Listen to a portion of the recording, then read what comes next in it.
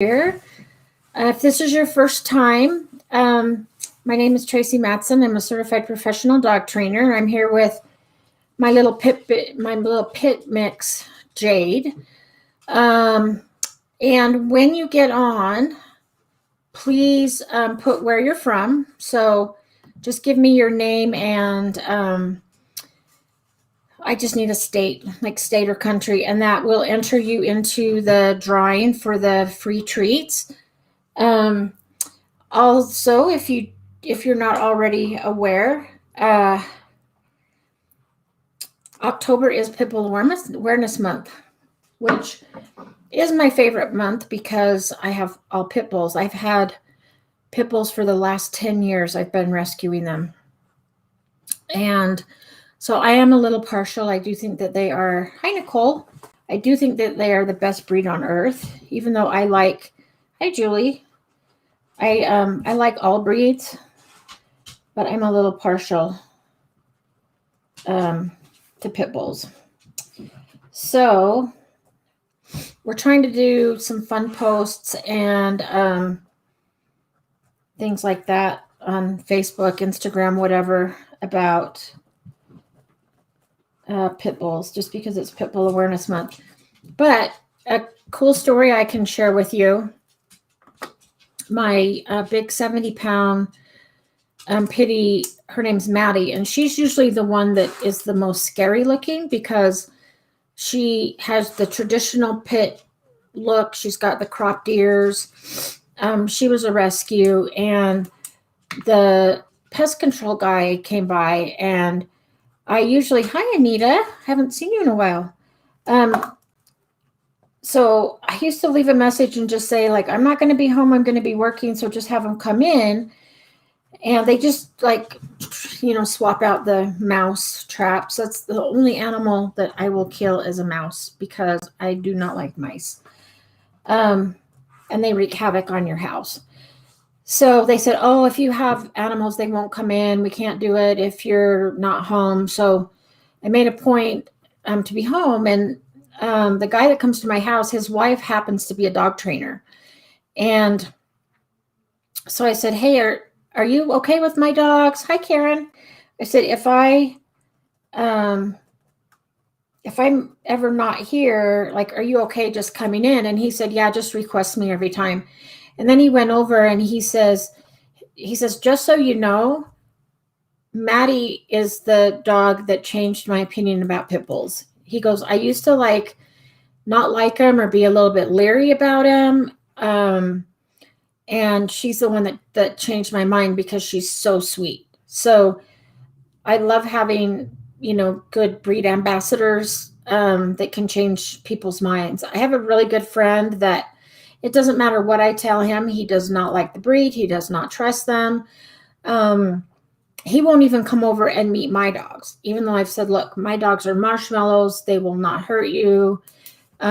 He absolutely will not come meet my dogs. So we still have a little bit of work to do, but that made my day when the guy said that Maddie was the one that changed his mind about the breed. In fact, when I was having a mouse problem and the neighbors had to come over because I was up on the table screaming, I was trying to get my dogs to come and we were trying to chase them out from behind the fridge. And so I was trying to get my dogs to come and catch them. And I look in the living room, my 3 pit bulls were hiding in the crate. And they were just looking out. Hi, Brian. Brian, I know where you guys are from, so you don't even have to tell me anymore. Anyway, they are looking out, peeking around the door of their crate because they were terrified. My 3 pit bulls were hiding because of a mouse. Although I can't say anything because I was on the table screaming.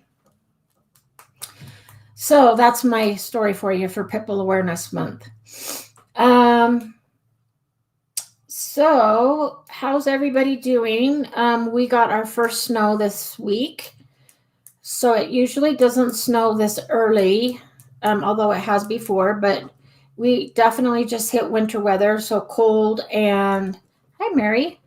Um, we definitely have cold and um, oh yeah, you can totally laugh at me, but yeah, it was bad.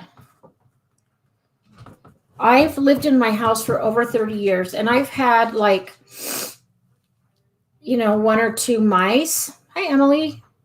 Um,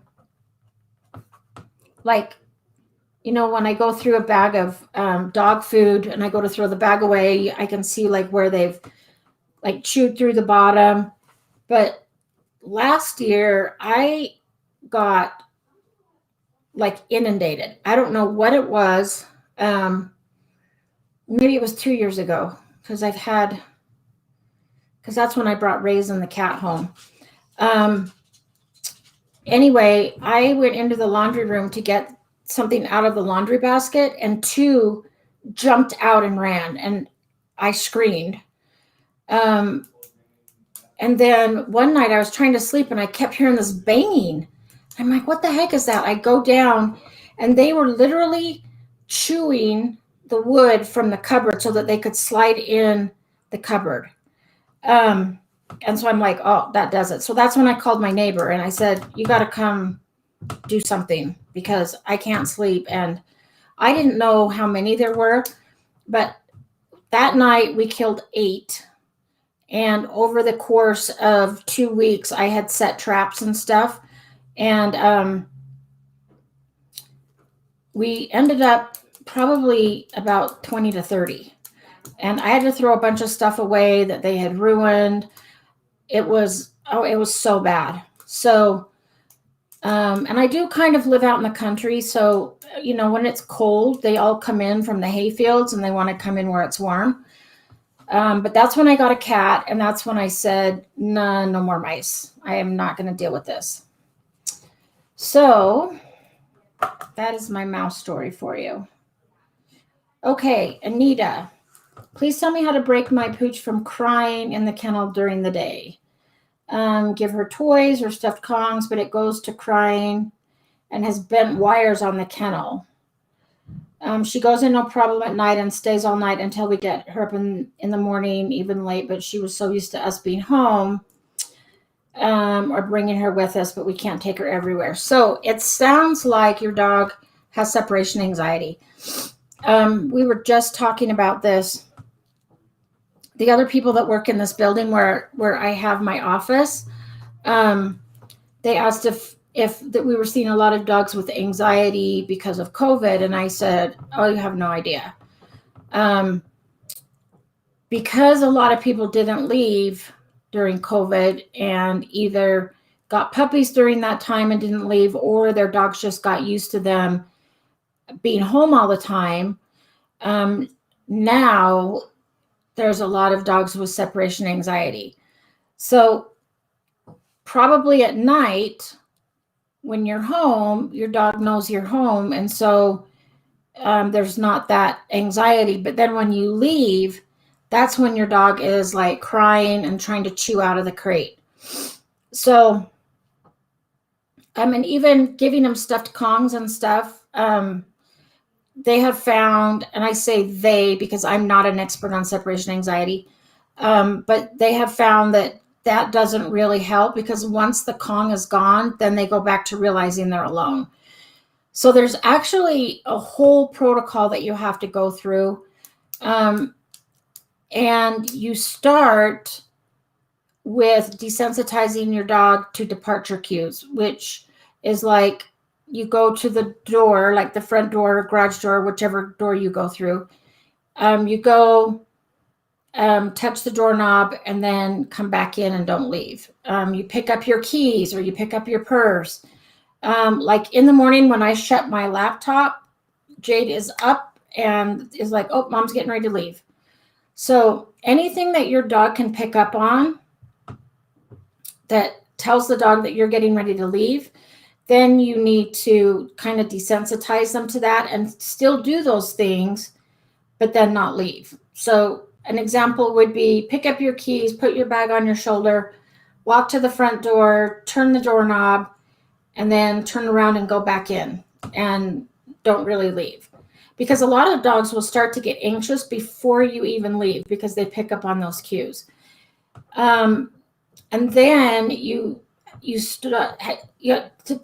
to have the best result, you need like a camera on your dog, or you can turn on Zoom with your computer, but just so you can watch.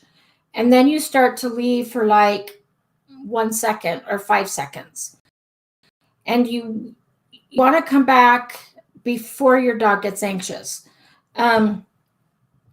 So with regular training, when we say, like with puppies, don't let your dog out when they're crying or barking, because that reinforces the behavior. With separation anxiety, it's a different story.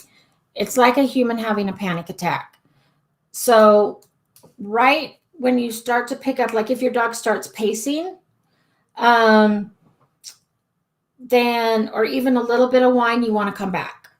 But you want to hopefully come back before that happens. So if you can't go outside for 5 seconds, then do 3 seconds. And then you have to kind of start to slowly build up time. I would, if I were you, Anita, separation anxiety can take 8 months to a year to fix.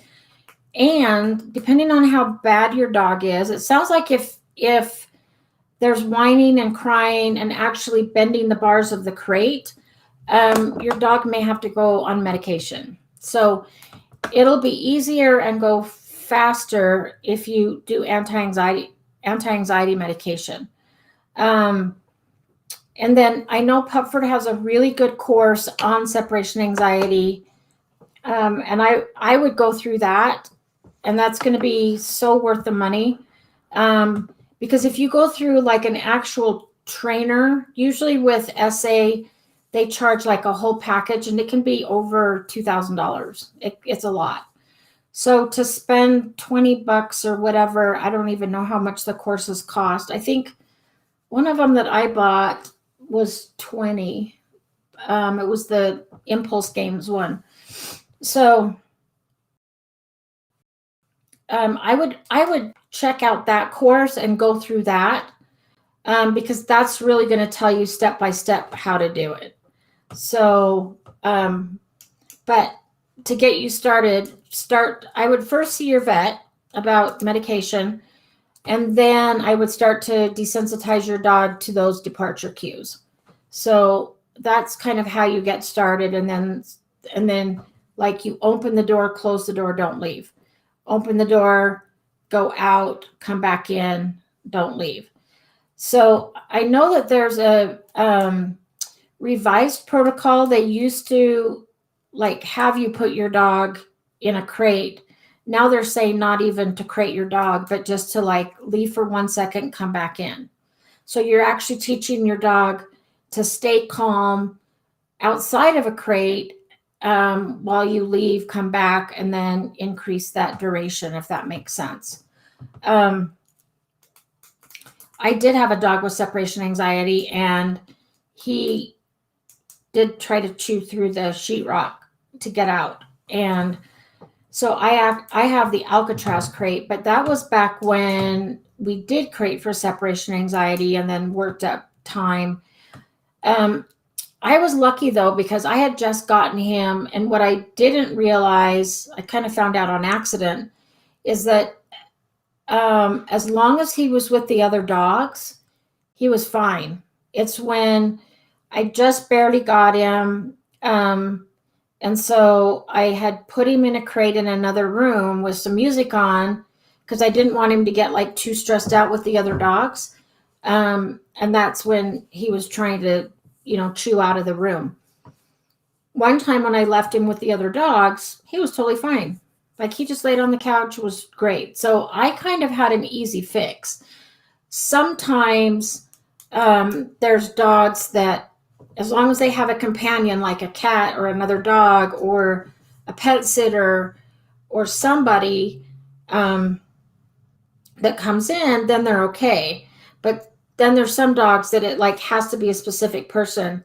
And if that person leaves, then they're going to have that anxiety.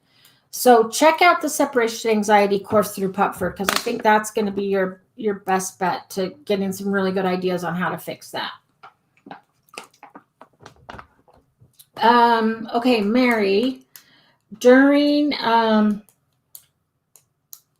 summer, I walked Bailey before work. Now it is dark, so now she will not potty unless on a walk. She will hold it all day. How do I get her to potty back at home again? Let me think. Let me read that again. So, okay, so during the summer, you walked her before work. Oh, and so now it's dark. So it's dark in the morning, so you don't take her for a morning walk. What I would do is in the morning, because first thing in the morning, Bailey's going to need to go potty. So I would take her out on leash, even if it's dark, just take her out on leash and walk her around and just say, go potty. And don't let it be fun. Don't let it be a walk. Most dogs are like glad to go in the morning because they've been holding it all night. And then as soon as she potties, then say, yeah, go potty, and then give her a treat. And then, so Mary, is she in a crate during the day, or is she like out in a backyard? Because if she's crated all day, then when you get home, can you take her for a walk as soon as you get home? And I know I agree with Brian. With the time change now, it's going to be darker earlier, and it's also dark like in the morning. So yeah, it's gonna be a lot harder. By the time I get home from work, it's dark. So I kind of have to, get my dogs during the day. Luckily for me, I can do my own schedule, so I can have time to come home, get my dogs out, stuff like that. But not everybody has that. So I would just kind of start over as if you were potty training a new dog, and just walk around on leash and make it really boring. It might take 20 minutes. It might take 25 minutes, but just keep walking around until Bailey goes, and then reward and name it. So like, oh, good potty, and then treat. And that's what I would do. And the reason I do the leash is so that she can't like run around and sniff and explore and play and not think about going potty. Because I have a lot of clients right now that just let their dogs out and they don't watch them. And the dogs are, these guys live like up in the mountains. And so the dogs are like running around and sniffing and like what wildlife has run through our yard during the night. And then they come back in the house and have an accident because they're not going out to potty, and they're so excited to run around, play in the snow, do all this stuff. And so they're forgetting to go to the bathroom, and then they come back in the house and then they potty in the house. So that's why I tell all my clients, you've got to go out on leash with them, walk them around, and it's about potty time, not playing, not exploring, stuff like that. So that's what I would do. And yeah, some dogs can hold it all day. Like my dog Maddie can hold it for a really long time. I flew with her once, and the little relief area that they give you in the airports, when I walked in there, I'm like, there is no way that she's going to go on this little potty patch that's like not very big, and she's a 70-pound pit bull. And so I actually took her behind the elevators, and I'm like, Maddie, just go potty. It's okay. I'll clean it up. You won't get in trouble. Just go potty. She would not. She held it for like 14 hours. So yeah, they can hold it for a long time, but that's what I would do and see if that works. And just try to get her on a new routine now. So it's like, okay, time changed, too dark now. Now we're going to do a new routine. And once you get her on a routine and predictability, like, okay, first thing in the morning, we're going to go out on leash, we're going to go potty, stuff like that, then she should get used to that and then start to potty on leash for you again. Okay, so just in the house, she is holding it till afternoon walk. And that's probably okay. I mean, when I leave in the morning, I have to crate 2 of my dogs, and 3 if the weather's bad. Because if the weather's bad, my foster dog stays in, and they usually have to hold it for like a half a day. But they're crated, and so they don't potty in their crate. But even the one that's loose, that doesn't need to be crated, she can hold it for half a day. And so then, yeah, if somebody is there for an afternoon walk and then she potties, I think that's totally fine. Because most dogs can hold it for that long anyway. Brian, thanks for the advice last week for the trail walk. Peyton is back on the trail again. Yay! I'm so happy to hear that. I love to hear success stories. Okay, that's awesome. All right, let me go back and see if I missed anybody. I'm hoping that now that winter's here and it's dark earlier, I hope we don't lose people. But I actually hope we maybe get some more now that everybody's not out playing because it's summer. Oh, so Nicole, I have to tell you the other part of the funny story about the mice. So my neighbors came over, and there was a guy and his wife, and I have a big like walking staff that somebody made me, that because I hike a lot. And as he was, so what he was doing is he was trying to like scare them out from behind the fridge, and then trying to get them with the shop vac. And sometimes he would miss. And so his wife actually had my stick and was banging it on the ground because she didn't want them running towards her. So she was screaming, trying to hit him with the stick, and I was up on the table screaming. So it was pretty hilarious, actually, with my 3 pit bulls hiding in the crate. So the ones that we did like suck up in the shop vac, we did humanely use. I mean, I didn't want them to then like, suffocate or starve or anything like that. So I did have my neighbor like humanely kill them.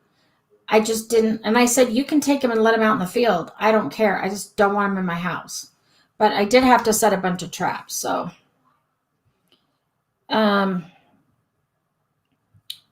okay.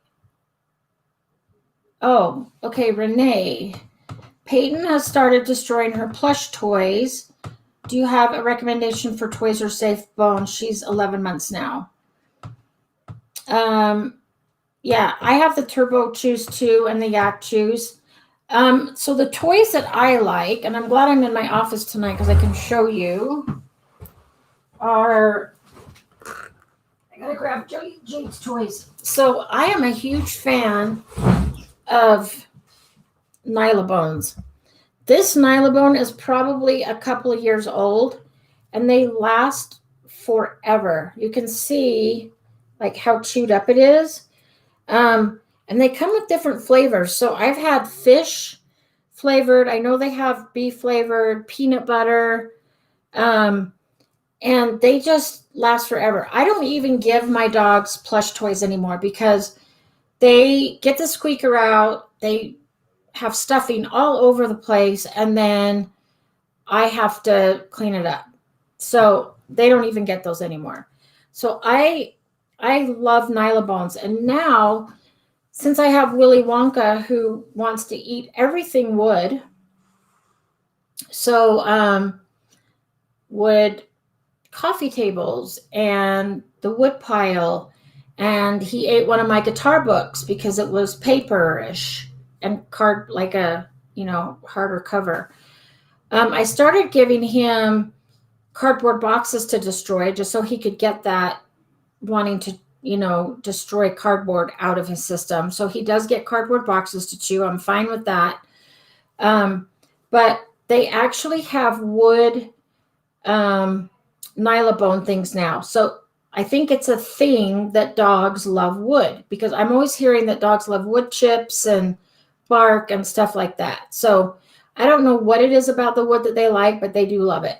So they do have some, and I don't have one of those with me, but they do have stuff that looks like wood, and it's made out of real wood, but it's more of this kind of material, so it's not going to splinter on them.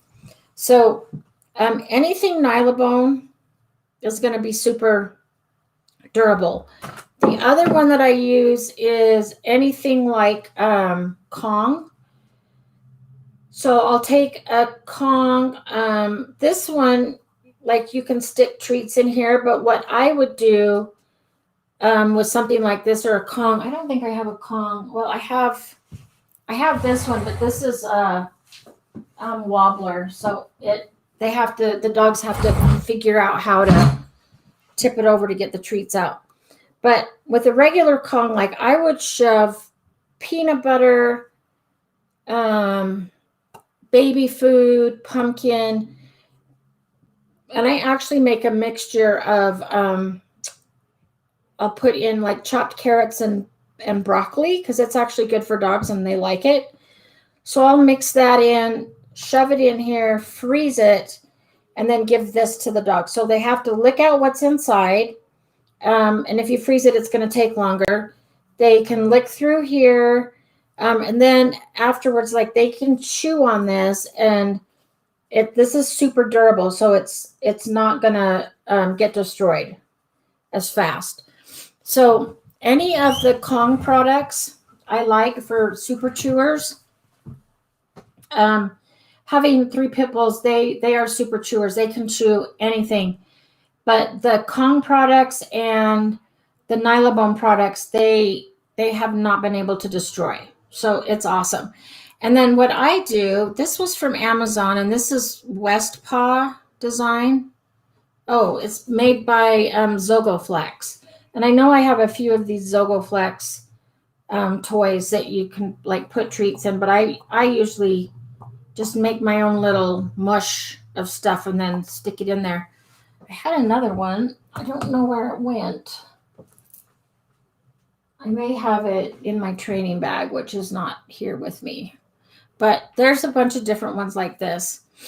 Another really cool thing that you can do is take your water bottles that you're going to recycle and put the lid on.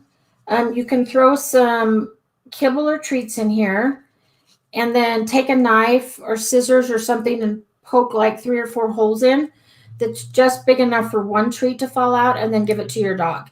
So they like the crunch, so they like to chew on it, but then they have to figure out how to roll it around, get the treats out. So it's good enrichment and problem solving at the same time as letting them destroy something, because it's in a dog's genetics and DNA. Like, that's one of the things that dogs like to do, is they like to forage, which is why I like to do nose work, snuffle mats, the go hunt game. And some breeds more than others, they like to chase and catch prey, which, terriers were originally, pit bulls were originally bred for varmint control, like voles and gophers and things like that. So that's why I thought that my dogs would catch mice, but oh no, they're terrified of mice. But anyway, you can do something like that, and these are super cheap, and then they can destroy this. Let them destroy this. Again, with my foster dog, I let him destroy cardboard boxes. So I gave him a Capri Sun empty box, and I just smeared some peanut butter on the inside. threw in a few pieces of kibble or treats, taped the top closed, gave it to him. He tore it up. It does make a mess, and do it where it's going to be easier to clean up peanut butter. Like if you have really nice white carpet, don't do it there. But outside or on a hard floor, I mean, he tore it. He had so much fun chewing it and tearing it. And then he wasn't trying to chew up my furniture and my books. He likes to, like, I had my calendar out once and he chewed the end of it. So anything that's like cardboard, he loves. So I started to do, I save all my Amazon boxes, cereal boxes, anything like that, and I make an enrichment toy out of it and let him tear it up. Because it is natural for dogs to want to, like, tear stuff up. And so since I don't think you're going to be buying plush toys anymore, because like my dogs have been banned from them, but you can give them these and say, here, this is what you can chew up, and then let him have fun. And as far as safe bones, I don't really give my dogs bones. Sometimes I'll give them in the store. They'll have those marrow bones, and they'll put peanut butter on the inside. I will give them those, and then, but really, as soon as the stuff in the middle is gone, they don't really chew on it as much anymore. And I have an 11-year-old who's like broken some teeth, not from the bone, but I just don't want her to have bones. So I would go for any of the Kong items, this kind of stuff.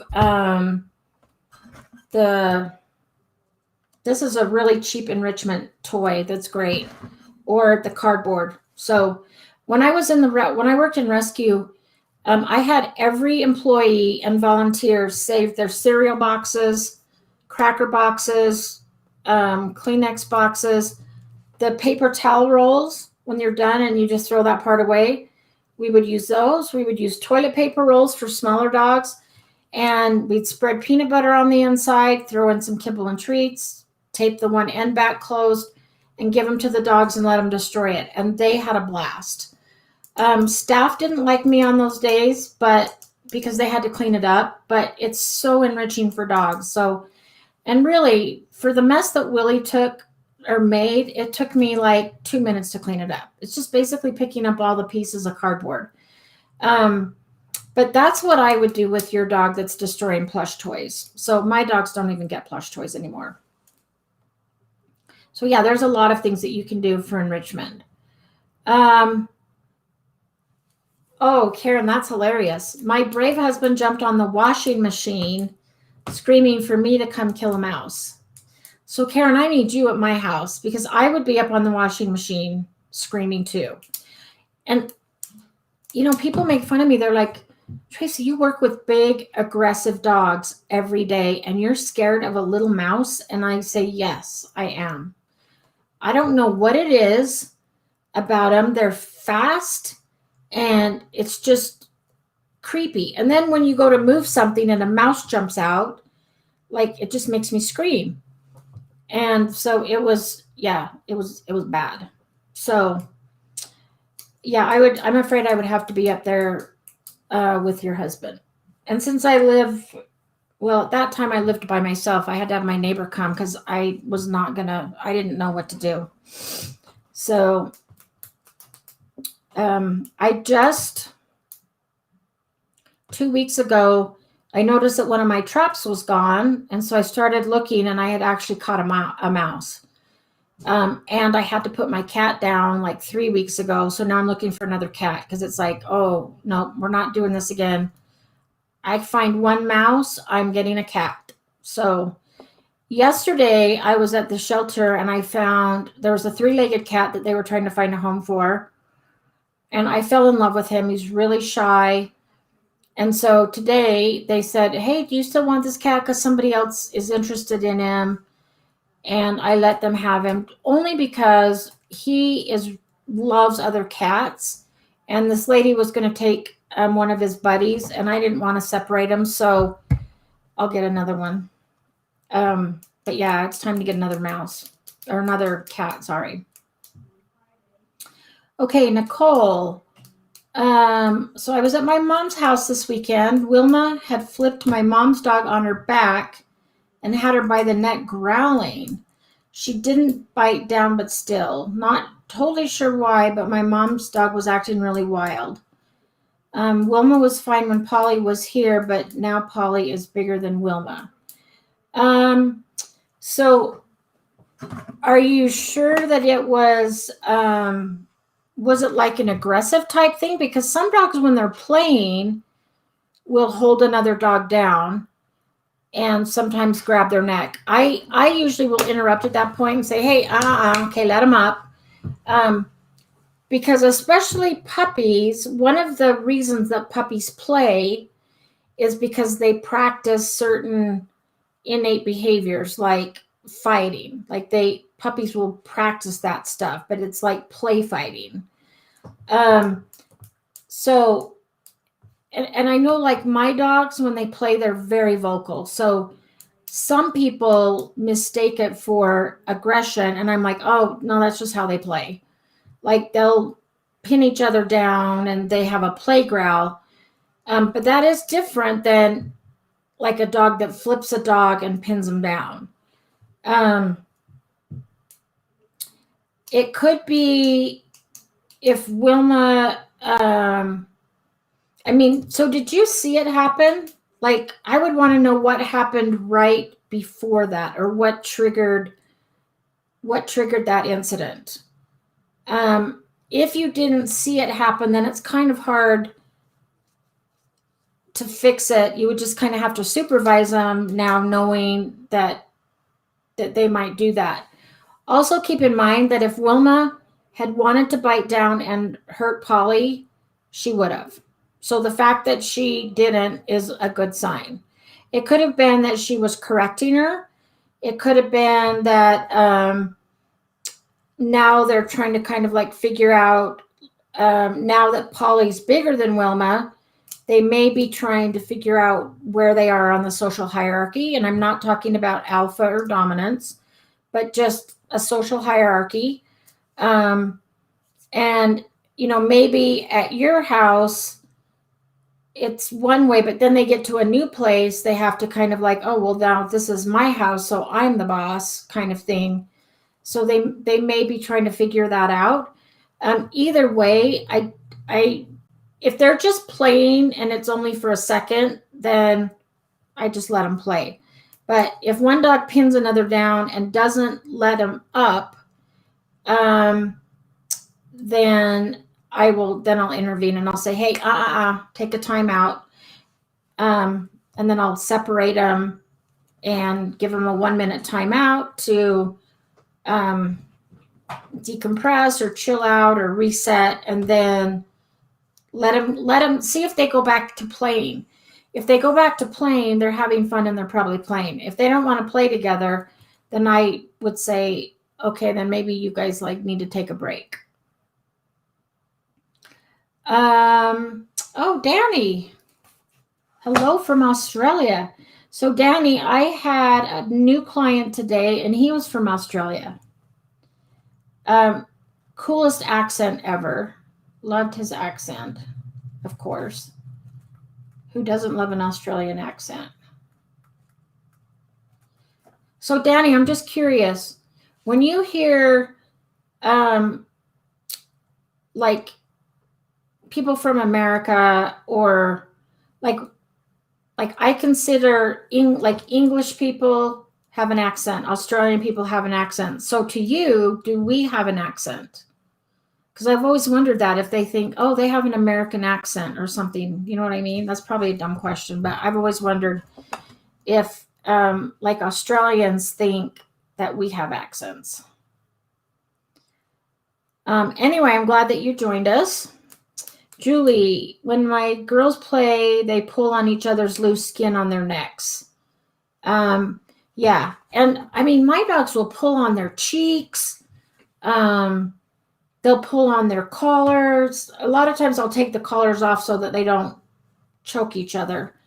But yeah, it is normal for some dogs to play pretty rough.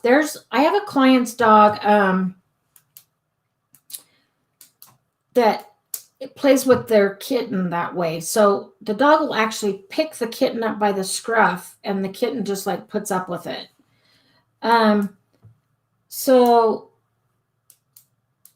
Yeah, Wilma plays like that at times, but this didn't seem like play, and Polly seemed really scared. Yeah, so in that situation, I would just interrupt and separate them. And then if you know what triggered it, then we can always kind of manage environment so that doesn't happen again. Because it could have been resource guarding. It could have been Polly playing too rough with Wilma, so Wilma turned around and put Polly in her place. I mean, there's any number of scenarios that could have happened. So we kind of want to then pay attention so that we can kind of manipulate that or prevent it from happening, or teach the dogs what you want them to do instead. So, like, okay, if Polly has a toy, Wilma, you leave Polly alone, or you go lay on your bed. So an example, Jade used to eat her food really fast and then go eat Daphne's. And so I started supervising them. And now when Jade's done eating, she has to do a downstay till the other dogs are done. So now when she's done eating, she automatically knows she does a downstay. And then when the other dogs are done eating, she knows that then she can get up and go lick their bowl. So just kind of teaching them what you want them to do instead. But still, it would be helpful to know like what triggered it. Danny, my dog can be a bit reactive, only sometimes when on lead. 14-month Labradoodle female. I live in a unit block, and the new tenant next door, she just barks and is reactive to them. How do I calm her so we can walk out the front without her reacting if they're out? That's a great question. So,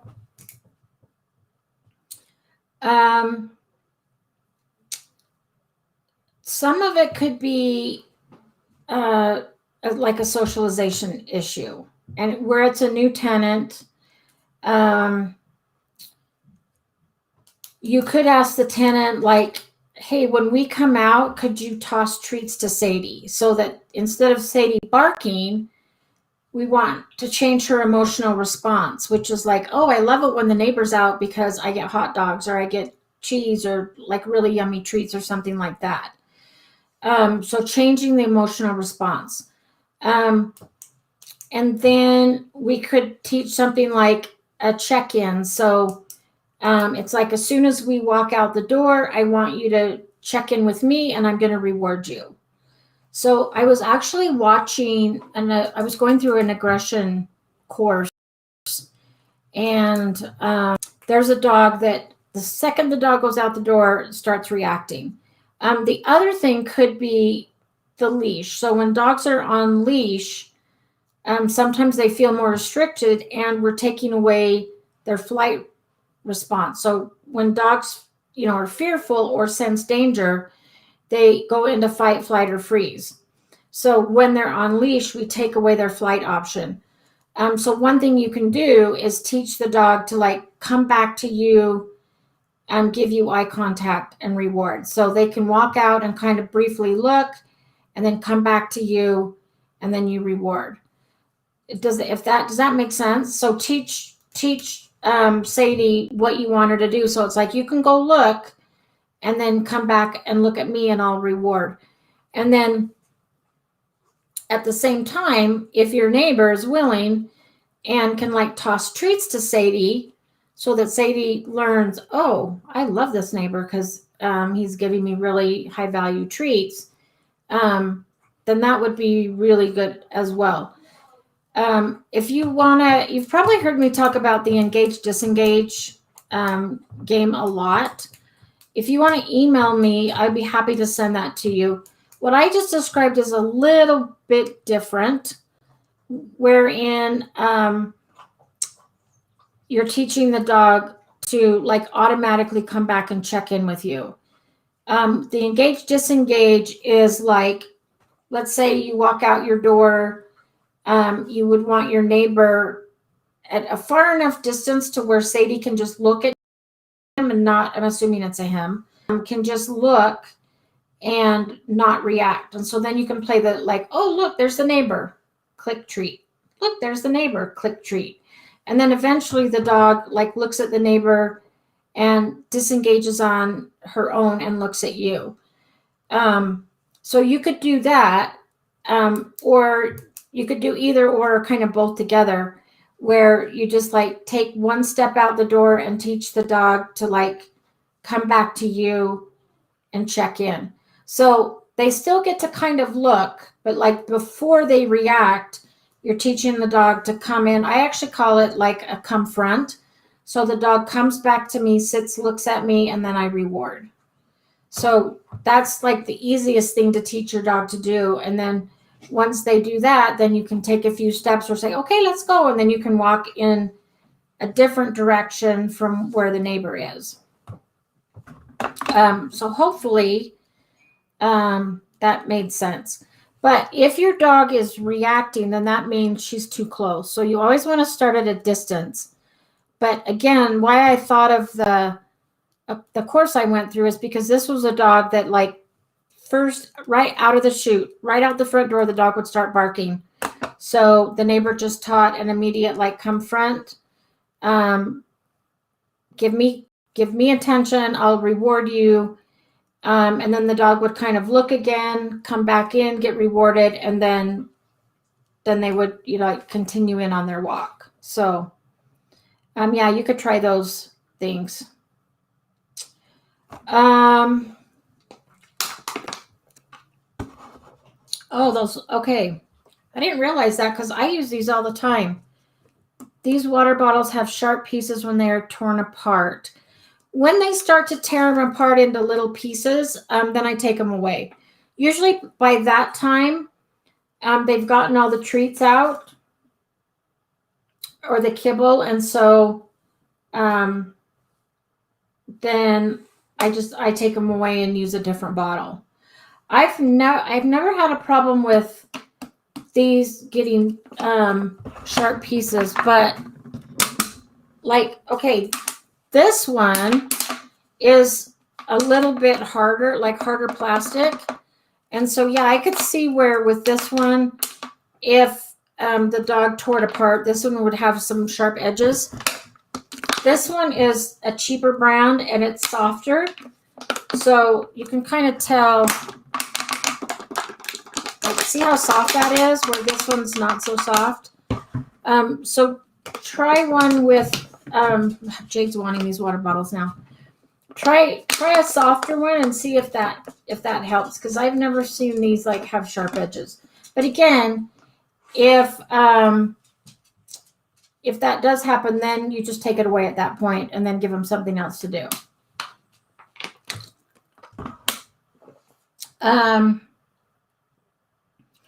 Okay, so Nicole, it seemed more aggressive than play, and Polly seemed really scared.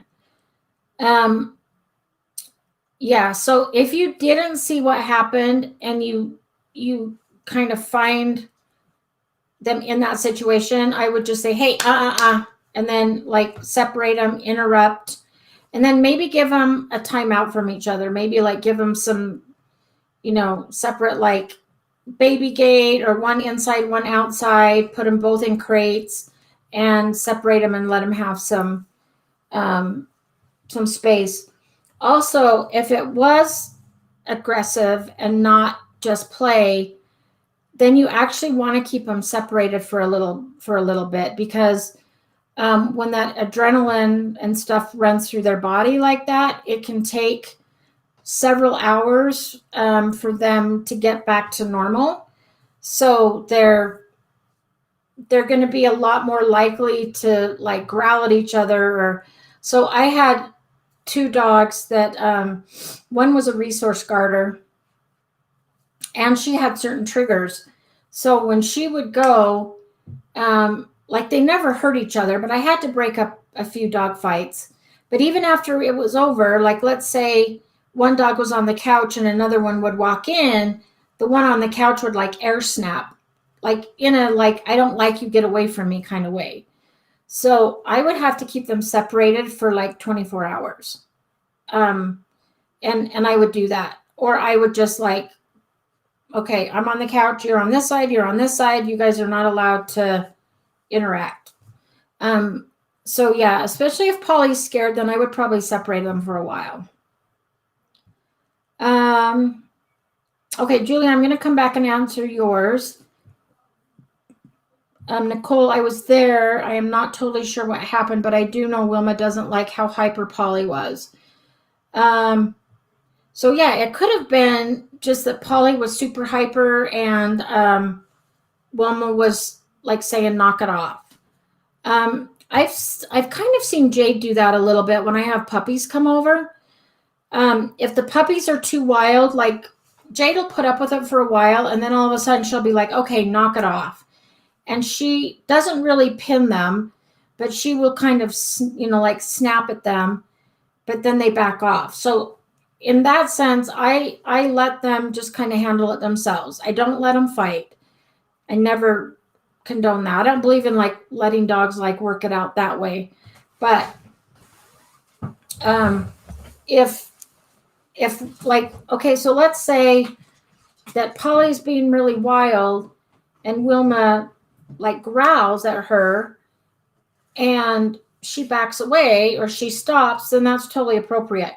If Polly doesn't stop and then Wilma's getting more and more irritated, then she could be like, oh my gosh, I told you to stop. And then she pins her. Does that make sense? So it's still like a correction.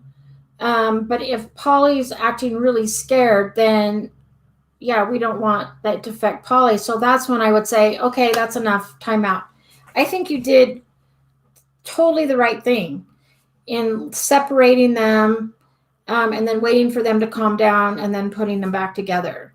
And it sounds like Polly was calmer when you put them back together, which is great.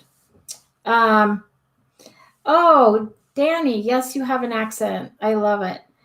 So so see, I consider like us in Utah, I consider this not an accent, but North Carolina, South Carolina, Texas, Louisiana, I think they have cool accents as well. And they're still American, but you're right. There's different parts of America that have different accents, but yeah, the only accent I've ever been told that I have is kind of a hick accent because I've lived out in the country.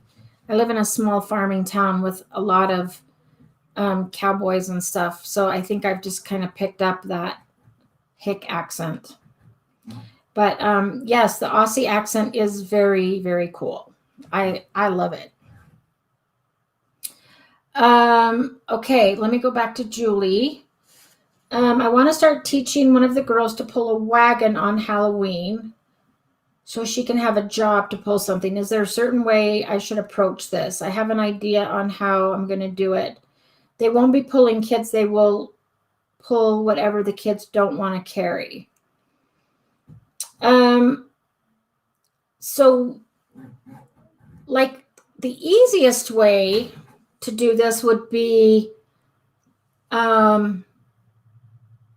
like a pack, like the doggy backpacks that you see them hiking with. So it just goes over their back and then it has two zip things on the side and then you can put stuff in them. But if you want them to actually pull something, I would get, so this is the only time that I condone a back clip harness. I hate back clip harnesses because they make dogs pull. But if you want your dog to pull something, you could get like a sled, depending on which dog you use.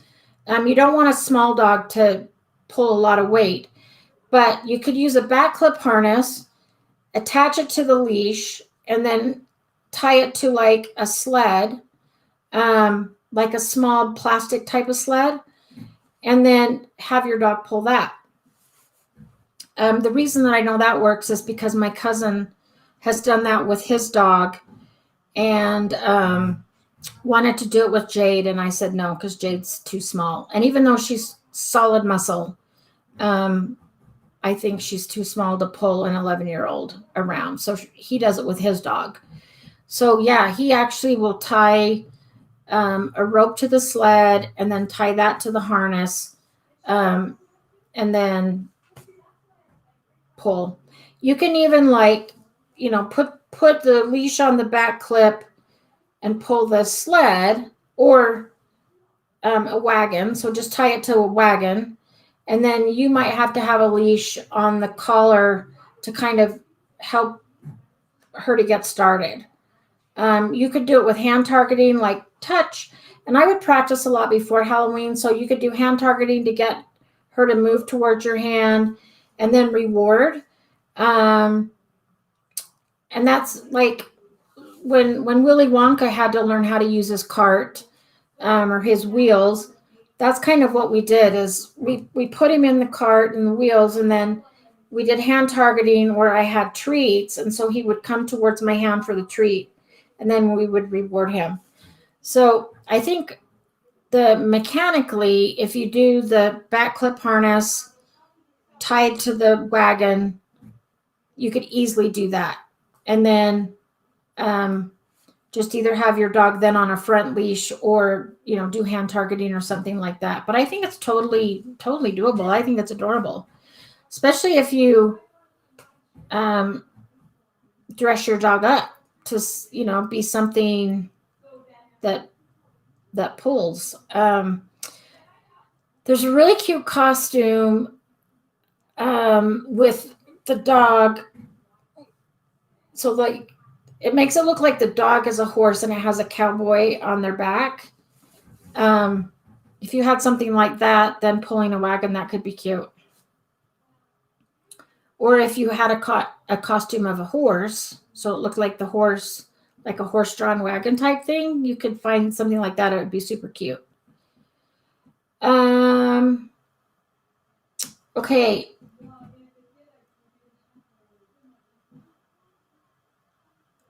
Okay, let's see. Okay, Nicole, I'll just answer that one now. Wilma has used lesser corrections at times with other dogs, and they listen and back off. I may have missed Wilma's first correction, and if Polly didn't listen, Wilma may have went further. And that is totally possible, because, dogs have, we call it the ladder of aggression, which means they start with like maybe just a growl or a snap, like a knock it off. And then if the dog doesn't listen, then they might go to just barely nipping. And then the next one might be a bite, or, bite is like the last one. But usually dogs are going to give lots of signals and warnings before they actually bite. So yes, if Wilma gave a correction, which could have been even a lip curl or a low growl, and if Polly didn't back off, then, it's kind of like with humans. I'll just use myself as an example. When I was a kid, my dad would say, knock it off. And if I didn't knock it off, my dad would then say, that back then it was okay to spank your kids. So I got spanked. So if I didn't knock it off, then my dad would take my arm and say, if you don't knock it off, then you're going to get punished. And so each time it got a little bit worse until I ended up getting spanked because I would not listen. So it's kind of the same thing with dogs. So, and it's hard to watch our dogs all the time. But if we can kind of pick up on those subtle cues. What's really fun, and I don't do this very often, but sometimes I find myself with an hour break between clients, or I'll have somebody cancel. So then I have a break, and I will often go to the dog park and just sit and watch dogs. So I don't have a dog there, so I don't have to worry about what my dog's doing. I just sit and watch dogs. I watch their body language. I watch how they communicate with each other. It's fascinating, and you can learn so much just watching dogs and watching body language. So if you ever have a chance to do that, it's you really do learn a lot. In fact, people say, "Oh, which dog's yours?" I'm like, "I don't have one here. I'm a dog trainer, and I'm just watching dog body language." And people think it's either fascinating or very geeky, but I don't care. I like doing it. So, and I always learn a lot. Okay, so Dakota and Ellie are roughly about the same weight, so you could probably do both of them. And I think I was thinking of the double. What do you mean by double? So are you thinking about putting both of them, like having both of the dogs side by side, pulling the wagon? Because you could do that too. Oh, your closest dog park is 2 hours away. Yeah, that's not going to work. You could even, like, if you guys have a doggy daycare somewhere, ask if, just say, hey, can I come in and just observe the dogs for an hour? They might make you sign a liability, but just, say, hey, I've been training some dogs and I'm really interested in dog communication and dog body language. Can I come and just like watch dogs for an hour? And I bet they would let you do it.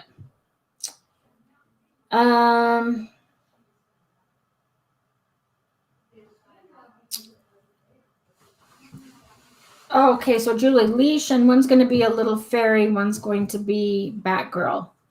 How cute. That'll be awesome. I have not dressed up my dogs in a while. I'm going to go back and make sure I haven't missed anybody's because sometimes they skip around. So I always joke that I had a black, white, and tan dog. So, 1 year I said they are, salt, pepper, and cinnamon. And Maddie is like too old now. She can't walk that far. But Willy Wonka, we have to go to a Halloween event, a fundraiser for a nonprofit. So Willy Wonka is going to be a pumpkin, and Jade is going to dress up like a devil, which fits her because sometimes she is a little devil. So this will be the first time I dress up my dogs in a very long time. I'm not sure how they're going to do it, but I'm sure they'll be fine. Okay.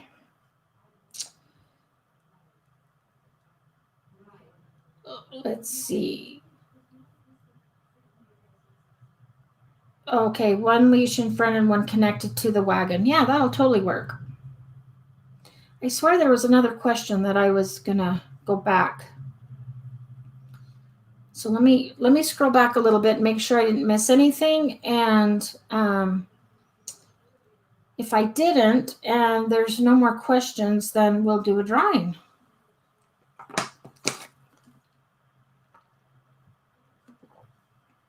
I was at Pupford 2 days ago, filming some more.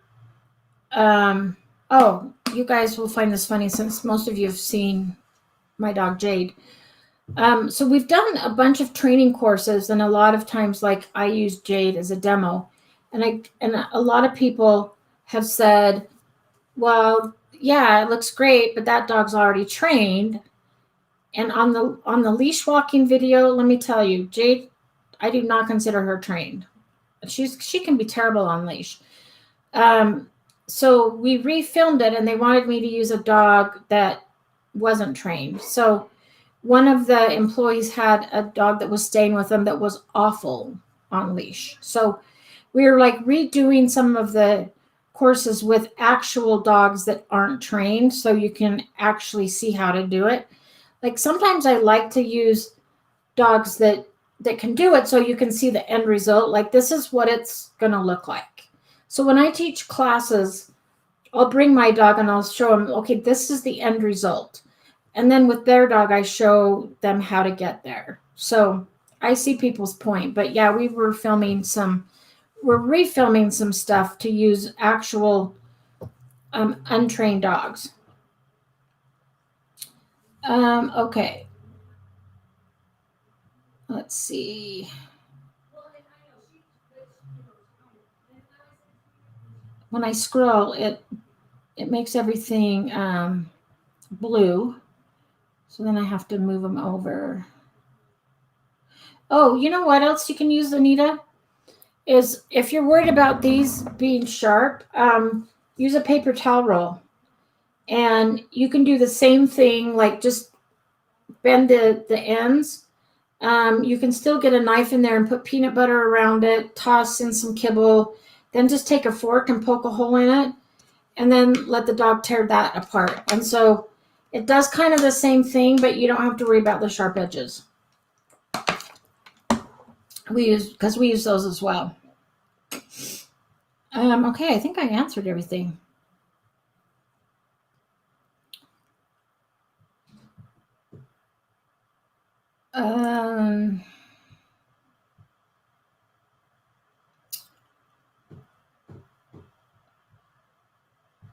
Oh, Maria. Hi, Maria.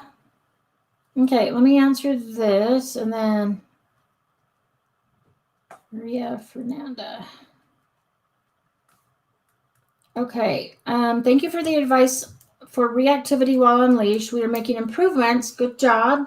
I started using the gentle head collar this past week and Trivex didn't fight it. Good.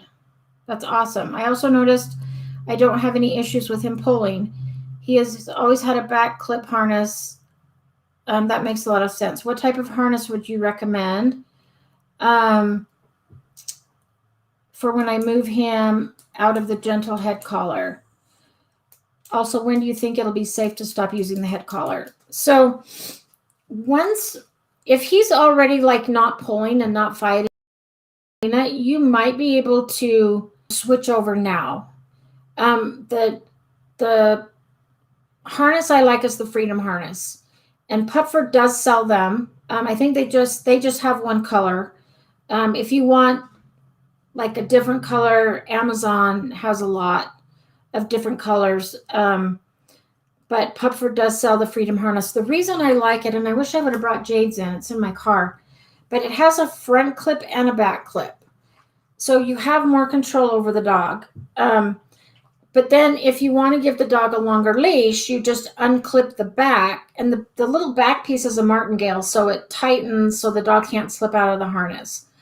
You can always unclip that, and then the handle slides to the end. Your dog has a longer leash and more freedom, but it's still clipped to the front. So then if your dog pulls or reacts, you can turn the dog back towards you. So I usually transition them to the point where, so there's a dog that I've been working with for a little over a year, and we've kind of gotten him, and he was on a head collar. We've kind of gotten him to the point now where we have his management down pretty well. Like he can do the look at that really well. He can do a cue. He can check in and look at us, things like that. And so now we're transitioning to him to like a regular collar. The reason we're not doing a harness with him is he doesn't like harnesses, or so his owners have said. He hates harnesses. So we're not doing a harness with him, so we're just going to a regular collar. But once you can manage your dog in public and not a lot of reactivity, then you can probably turn to just the Freedom harness. But that's the one that I would recommend. They also have a chew warranty. So if your dog chews it for some reason, you can send it back to them and they will replace it for free. You do have to pay for shipping, but they will replace it. So I think that's really great too. So yeah, look up Freedom harness. Again, Pupford sells them. I think they sell the black gray one. So, or you can get them right from Two Hounds Design. They're the manufacturer. I did do a price comparison for a client once, and they are a little cheaper on Amazon than they are right from the manufacturer. And I'm not sure how the Pupford price compares to Amazon or to Hounds Design. I haven't looked honestly, but um, you can get them from any of those places, and that's all I use on my dogs. I've had 8 pit bulls total now, and I had one pit bull when I started that pulled so hard he almost broke my hand. And ever since then, I've had all my dogs on freedom harnesses. That's what I use now, and they are amazing. So again, you can clip it in 2 different places for more control, and then you can unclip the back, give your dog a longer leash, but still be able to turn them away from something.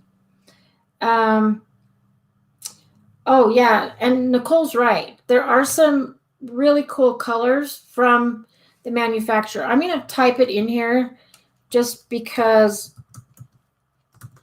when I say 2, it's number 2, houndsdesign.com. And they do have some really cool colors, and a lot of different sizes that you're right, they don't have on Amazon. So I tried to get, in fact, I emailed the folks at Pupford and I'm like, hey, can I buy a pink freedom harness from you? And it does get expensive to have to carry like a lot of different colors in a lot of different sizes. So they just like have one color, and it's like the very neutral one that you could do male or female. The reason I have to do pink, and I don't like pink, but everybody keeps calling Jade a boy. And so I have her outfitted in pink collar, pink harness, and she still gets called a boy, but now at least I can kind of be a smart aleck and say, she's in pink. She's a girl. So that's why I had to have pink. Julie says you can use soda bottles of Gatorade or Gatorade bottles. Oh yeah, I didn't even think about that. So yeah, there's different kind of bottles that aren't going to be as hard and sharp that you can use. Hi, Erin. You're just in time for the drawing. Let me hurry and write your name down. We have been practicing with Jade on how to pick stuff up, but I honestly haven't had time to practice with her to draw a name. So that's my bad. So I'll just put these in a bowl and draw one. Maria, I'll look into it. Trivex has chewed just about every harness we have used, so free replacement may not be a bad idea. Very true. One of my best friends, her dogs, and she's got 2 big Malamutes, and they've chewed through 2 freedom harnesses now, each, and they keep replacing them. And even if you pay, I think one of my clients sent theirs back and it was like $16 for shipping. But if you're looking at a $35 harness, it's still worth it to send it back and get a free harness, and pay the shipping than having to buy a whole new harness. Okay. Okay, let me put all of these in and draw. And tonight's winner is Anita Solomon from Florida. So congratulations, Anita. And you probably know the drill because I think you've won before. So you are going to email hello@pupford.com, let them know what kind of treats you want, and they will send those out to you. And I will also email them and let them know that you're the winner. And I think that's all the questions. So everybody, if there's any of the handouts you want, please feel free to email me. It usually takes me a couple days to get them sent, but I will get them sent to you. And have a great week, great weekend. Hopefully winter doesn't hit you guys like it has hit us, because we just got slammed like quick. So, and it's supposed to snow for the next 2 days, so we don't get a reprieve from it yet. So anyway, it's been really fun. You guys had some great questions tonight, and I will see you all next Wednesday. Okay, good night.